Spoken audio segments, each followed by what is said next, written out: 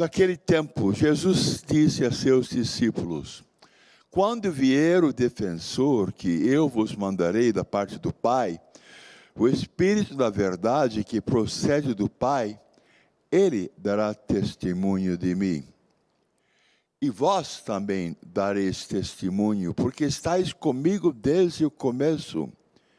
Eu vos disse estas coisas, para que a vossa fé não seja abalada. Expulsar-vos-ão das sinagogas, e virá a hora em que aquele que vos matar julgará estar prestando culto a Deus. Agirão assim porque não conheceram o Pai.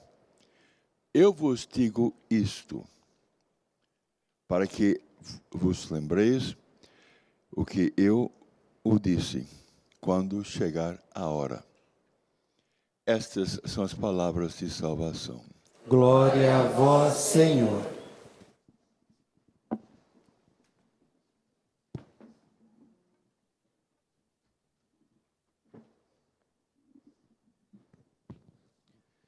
Caros irmãos, caras irmãs presentes aqui nos estúdios da TV Século XXI, irmãos e irmãs que me acompanham em tantos lugares e que rezam conosco, que fazem parte aqui de nossa oração. Desde o início do tempo pascal, desde o domingo da Páscoa, a palavra de Deus tem nos colocado assim dentro daquele ambiente vivido pelos apóstolos, pelos discípulos, pelas primeiras comunidades. E assim, nós temos hoje possibilidade de sermos iluminados pela experiência que aquelas primeiras comunidades cristãs viveram. Começamos no domingo da ressurreição, fazendo a experiência da incredulidade dos apóstolos e das mulheres que foram ao túmulo para reverenciar um morto. Não foram para fazer a experiência do ressuscitado, embora Jesus tivesse preparado o coração deles para isso, mas eles não haviam entendido nada. Foram para embalsamar um morto, prestar uma homenagem a quem tanto lhes fizera bem, abrir novos horizontes. Foram para homenagear Jesus. Encontram o túmulo vazio, se decepcionam, ficam tristes. A partir daí começam a encontrar-se com Cristo ressuscitado. E o grande desafio para Jesus era mostrar a esses seus apóstolos e discípulos que ele não era um fantasma. Aí deixou-se tocar, comeu com eles, até ele mesmo preparou uma refeição para um grupo de apóstolos, conversou e assim foi preparando o coração deles para aquele momento em que ele não estaria. E o evangelho de hoje fala justamente disso, porque, imaginemos, até então, para os apóstolos, a referência era Jesus. Ele lhes dava segurança, alegria, nada temiam. E agora esse mesmo Jesus começa a dizer, olha, eu vou voltar para o Pai, eu vou deixá-los. Começa a falar de despedida. E isso aí tocou o coração daqueles apóstolos já tão medrosos e inseguros, mesmo porque eles tinham tudo na sua cabeça.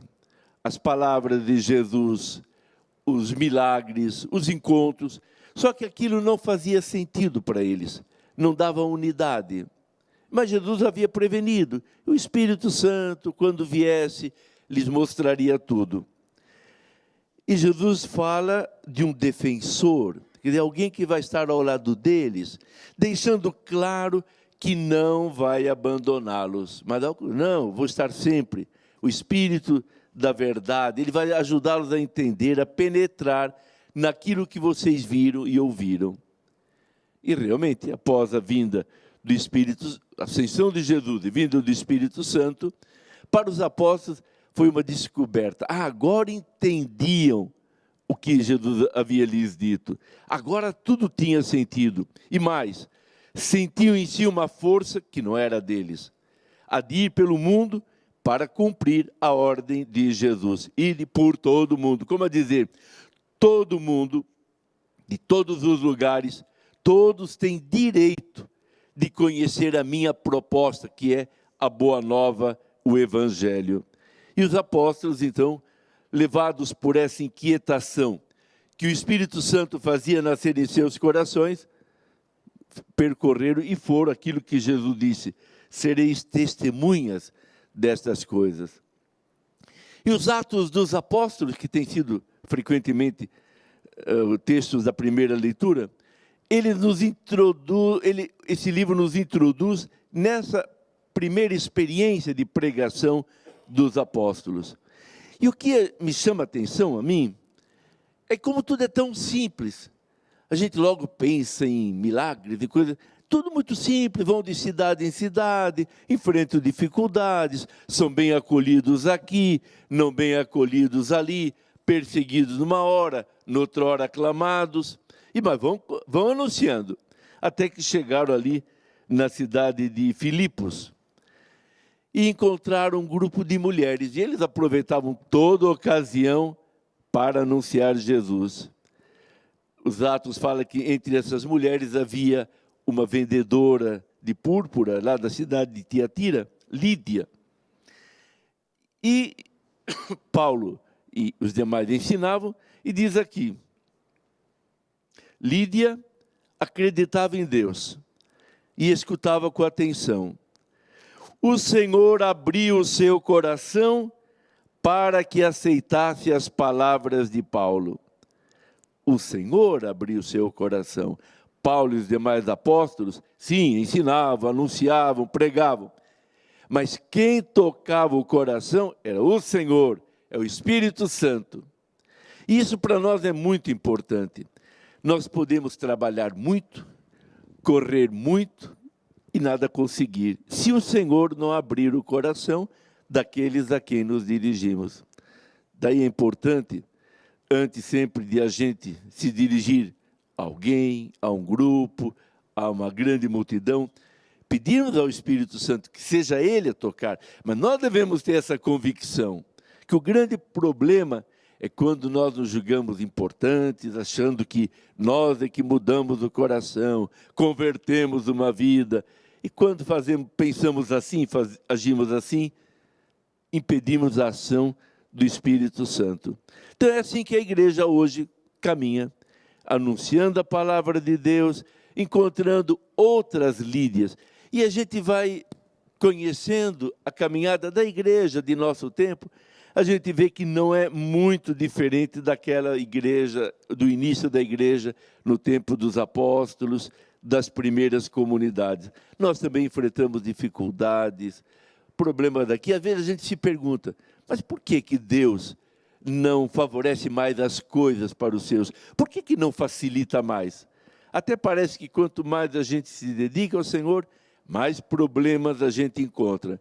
É justamente para isso. Para o Senhor quer nos manter na humildade, senão a gente acabaria achando que nós é que fazemos, nós é que acontecemos, nós é que transformamos as pessoas e as convertemos. Assim, humildemente e continuamente, temos que nos voltar ao Senhor, pedir a sua luz, a sua força, a força deste defensor, que Ele prometeu que estaria conosco e está. Mas podemos assim pedir que essa presença seja intensificada e que Ele toque o coração das Lídias e dos Josés e Pedro de hoje. Assim seja.